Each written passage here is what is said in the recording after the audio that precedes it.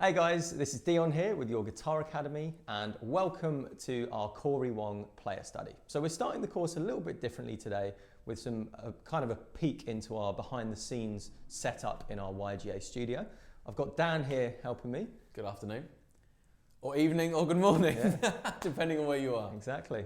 You could be anywhere right now, but we are, where are we? We're in Sussex, aren't we? East Sussex, and it is very much morning time. Absolutely, yeah. So we're in this kind of first little segment of the lesson in this primer. We're going to be talking you through how to get in the ballpark of Cory Wong's tone, featuring Amplitude, which is really cool software, and also talking a bit through kind of his fundamental 16th note strumming technique. So grab your guitar and let's get going.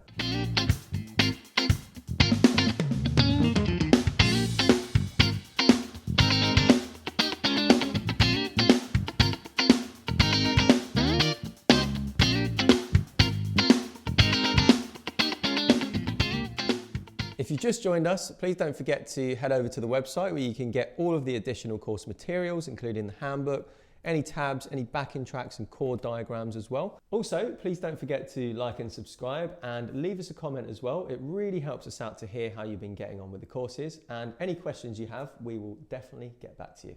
Okay then guys, Dan here, and let's just start by getting Dion to talk us through this tone. So I'm kind of like Dion's hands here. If that's all right with you, Dion. and what, you know, Dion's kind of, we've dialed in this really cool tone. Now, first thing I just want to say is we're using Amplitude here. We will have these available as part of the download. You can actually dial in this exact patch. But we're going to walk you through it anyway, so that whether or not you've got this software, you're able to get a good Cory Wong tone. So, I mean, Dion, what are we even after with the Cory Wong stuff? Well, so, I mean, he's obviously really, really famous for just that sparkling, super clean tone, you know, heavily compressed and on a Strat. So really you're going to want to have some sort of super clean Fender style amp, really sparkly, not too bassy, fairly trebly, but again, not too much because Strats can be very, very bright. Yeah. Also heavily compressed. So we've done that, haven't we? We've got a compressor there and you can really hear it squashing the tone there as you hit it. Yeah. And that's it. It's quite dry. There's not much reverb. Yeah. You know, it's a fairly, you know, to the point tone. It's a funny one, isn't it? Because it is a simple tone, but I mean, it's the way Cory Wong plays a lot of it as well, isn't it? So how about we kind of talk through the tone now, and then we can talk about how you're then hitting it on the guitar. Okay, Dan, so let's start with the amp. So this is, I've got it up on screen here. So what are we looking at? So visually, you can tell from the kind of grill and stuff and the way that the amp is presented in the software, that's going to be a Fender style amp. So really clean. Yeah. Be it, you know, either a twin reverb or a deluxe reverb or a super reverb, something like that. But, you know, famously very clean, very loud amps. Yeah. And it's got a pretty flat EQ. So we've got 6 on the bass, 6 on the middle, 7 on the treble, just because it's a bit funky. We typically want the treble and the presence to be up a little bit. The presence is on 5 here, but this is, you can adjust that a little bit to your taste, right? I've always found, you know, it's, but on, you know, you don't have to do anything crazy scooped here or anything like that. Yeah. And when you're dealing with single, like an amp, like a Fender where it's only got one channel, your volume also dictates the drive a lot of the time, right? And you don't want much drive here. Well, essentially, I mean, they're known for being, you know, not so much the deluxe reverb, but the twin reverb's got very high clean headroom, which means you can pump up that volume and it stays clean, but also goes really loud. Yeah. Obviously, we don't have that same. If it was a real amp, we'd be experiencing that, but the beauty of software is that it's obviously not taking our head off. Like, you can have it at a low volume, still very clean. And it's one of those big arguments, isn't it, in the guitar world? You know, do you do digital or do you do an amp? And at the end of the day, when we're recording like this, there's no argument. You know, this is just so easy to dial this stuff in. For sure, for sure. And with the way that, you know, this sort of software has gone nowadays, it's just fantastic. You can get some amazing tones out of stuff like this. But in terms of that, so really clean amp, and we're going into, I believe it's a 412 cab, isn't it, that we've got set up there? It is. Let me just get that up. So it's really cool. I've got the signal chain here. So we've got that's the head. Yeah. And then that is the cab. Yeah. So I would, for me, normally with this style, I would tend to do like a 2x12 or a 1x12, even a 4x10 type amp. But we kind of went through a few options here and settled on that 412. It just sounded nice. You know, it was nice and kind of powerful sounding enough without sounding. You don't want it to sound kind of weedy. That's the way I can describe it sometimes with a Strat. It can sound a bit small and a bit. So yeah, we've opted for the 412, and it sounds great. So that's what we mean. You can be adaptable, as you said. Yeah, and that's the beauty of this kind of software that you can just plug it in, instantly have a 4x12 in this instance is like a studio room, so you've got a bit of natural reverb in there. Yeah. You can dial in the mic setting. So in this instance, we've got a compressor and a dynamic mic, so that gives you two totally different recorded tones. Yeah. Sorry, condenser. Condenser, sorry, sorry.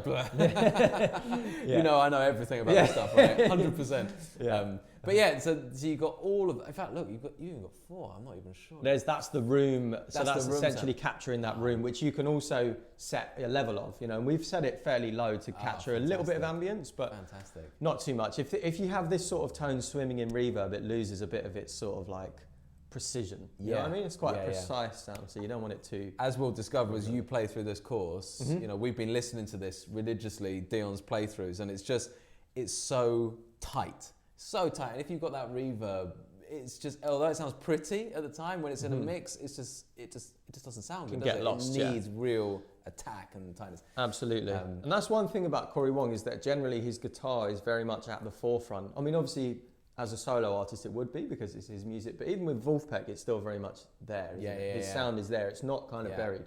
So that's we've been able to get that sort of sound here. Cool. So how about pedals? So before the amp, actually, there really is not much to the pedals except a bit of compression. I say a bit; it's actually a lot of compression, as you can hear. It's kind of. Shall I turn it off? Yeah, turn it off, and we'll hear it without. So I'll turn it off, and then I'll bring it in.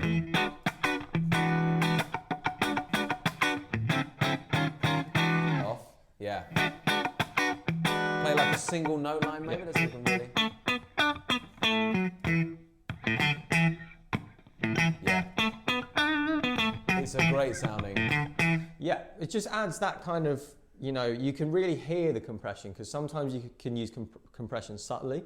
Whereas this, the way that Cory Wong plays it, you can hear it squashing the signal, and we want that. We want it to be really just bringing that signal, really just bringing it up, squashing it and bringing it up. And for those out there who are maybe new with something like compression, in terms of just layman's terms, why have we got it in there? Do you know what I mean? So essentially what compression does is it takes your signal and it evens out the dynamics. So it makes it less, it makes the loud parts jump out less, and it makes the quiet parts come up more. Obviously the parameters can change, you can have it more subtle and such, but we've got it set quite severe, heavy in the mix. Everything's kind of like squashed and loud. And that's what we want. So if you're playing gently, with your, because some of this stuff you're going to be playing some super fast. See, I'm hitting that really softly, and you can hear it still quite loud. Whereas if I go loud, it's still kind of the same volume. The tone is different, of course, but that would be, if we didn't have that compressor on, there would be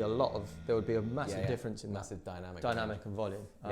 We've also got a noise gate there. That was just because, due to the nature of using single coil pickups, you sometimes get a bit of a sort of buzz and a bit of hum. We just put that in there to just clean up the signal a little bit. You can hear it if we're deadly quiet. There's the hum. And there it is. It's gone. Exactly. That's crazy, isn't it? Yeah, and that makes a big difference. So and that's it for pedals, yes. 2 pedals. Easiest gear you'll ever need. And that's, I'm sure I've seen Cory Wong use things like chorus, and obviously he plays lead sometimes where he'll use a bit of crunch, but for the purpose of his bass tone, this is really what you want. His standard tone, just real clean, nice clean amp. So post amp as well, we've got another compressor, so that's again compressing after the amp. So we've compressed the guitar going into the amp, and then we're also compressing afterwards for added squash. Added squash, exactly. Robinson squash. And then we've also got an EQ. So the EQ is just taking and taming any of those frequencies that we don't want, such as too much bass.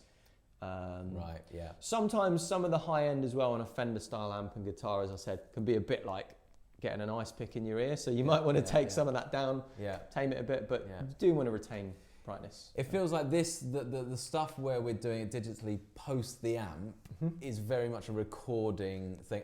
If I was playing this live, I I wouldn't be doing any of this stuff. Yeah. I'd have, you know, if it was just me with some gear, it would be some kind of clean amp. It doesn't even have to be a Fender, you know, whatever, just a clean amp. Clean amp. Like you said, with headroom is good, so something maybe a higher wattage potentially. Yeah, for sure. And then those two pedals, and that's like, precisely. And you might not even need a noise gate as well, if you, as you say, with that setup. Again, we're doing that for the cleanliness of our recording, to make it not be too buzzy. Yeah. And in terms of guitar, so I guess we talk guitar. Yeah, as well. go for it. Yeah, absolutely. So obviously, Cory is known for playing his Strat, his dark blue Strat. I've got my Strat here. Most beautiful Strat ever. Love this Strat. Yeah, and it's that's just kind of the sound, really. And he plays on this position 4, which is these two pickups together, and you get that kind of out of phase sound. You compare it to the neck pickup. The neck pickup's much more present. You know, this is a bit more. You cut some of the mids out. Just got more of a quack and a funkiness to it. But, you know, it doesn't mean to say you can't play this on other guitars. You can play it on any guitar you want. But, you know, if you happen to have a Strat, it's great. You're in the ballpark. Because you get that out of phase. I mean, it comes built, it's in the guitar, it's in the guitar, You don't do anything, you just, what do you call it, position 4? Position 4, position 4. So, bizarrely, it's position 4. Yeah, so that's, 2. You know, these two pickups, obviously that's that one, that's these two. That's the middle on its own, and then we've got that one there. And the funny thing is, I'm sure you've seen Cory actually tapes it in place. Because that's one of the things about playing, especially with his style of play, which we'll talk about obviously later. Yeah. He's being pretty loose with his wrist, so you'd end up knocking your pickup selector. So yeah, of course. So that's it. He's got a bit of tape on it. I love that. And that's it. Simple as that. Just a Strat guitar or a Strat style guitar. Yeah. But yeah, whatever you've got, you can make it work. Really, just clean sound is key. I mean, this is it's a nice way to get set up, and you know, if you guys can get something in that ballpark, whatever you have at home, I'm sure there's something there that you can dial in. I think the key thing, really, if I was to say one thing, get a compressor or use it. I mean, basically, that's going to make this whole study so much easier. We're not, you know, the types which are going to say, you know, you have to have this gear, this gear, this gear. But some gear is going to make your life easier. And in this instance, when we're doing, you know, pretty heavy aggressive funk, that compressor is just going to make your life easier, basically. So, you know, it's going to help you sound more like that Cory Wong. What about, just quickly before we wrap this up and get on with the proper course, let's just talk a little bit about the 16th note, because I think what you guys will discover going through this is that Cory Wong's 16th note playing is unmatched. It's crazy good, and then we'll even be talking a little bit about 32, whatever that 32nd notes, whatever the one above it is. So it's really important to have a good understanding, a solid understanding of 16th note strumming. So I'm going to let Dion just talk you through the basics, just in case you guys are not sure how to count it mainly. Cool. So that you get that for the rest of the course. Yeah, so essentially, you know, the key is kind of in the name. So, you know, traditionally most music will be in 4/4, okay, which means we have 4 quarter notes in a bar. So the cool thing is we can what's called subdivide those quarter notes into more beats, okay? So 16th note essentially means per quarter note we have 4 beats. And so obviously 4 times 4, 16. So there's 16 of them in a bar. Maths. And it would sound, exactly, I'm a superb mathematician if I might say so. So what it would sound like, you know, if I just use the guitars to demonstrate, I'm not going to play any chords here just yet. We'll get onto that later. But quarter notes would just be 1, 2, 3, 4. 8th notes 1 and 2 and 3 and 4, and then 16ths is 1 E and a 2 E and a 3 E and a 4 E and a 2 E and a 3 E and a 4 E and.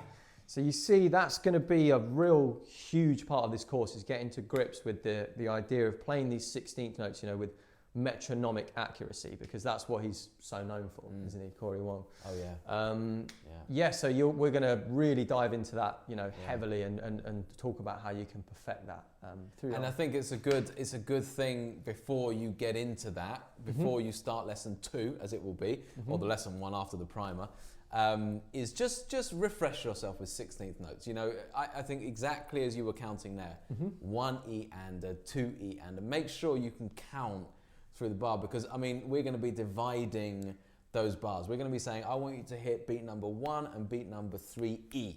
So to get that, you're going to need to go 1 E and a 2 E and a 3 E, you know, and that's the beat. So we really need to be able to kind of do that. Exactly. And the thing to understand about rhythm as well is that it's not kind of an abstract idea. Like, it's very much set. It's a grid, isn't it? You know, these 16th notes are a grid, and you can look at it in that way. And we're going to be, as Dan said, you know, hitting certain beats and you know, missing other ones. So as you say, it's great to just get that in your head.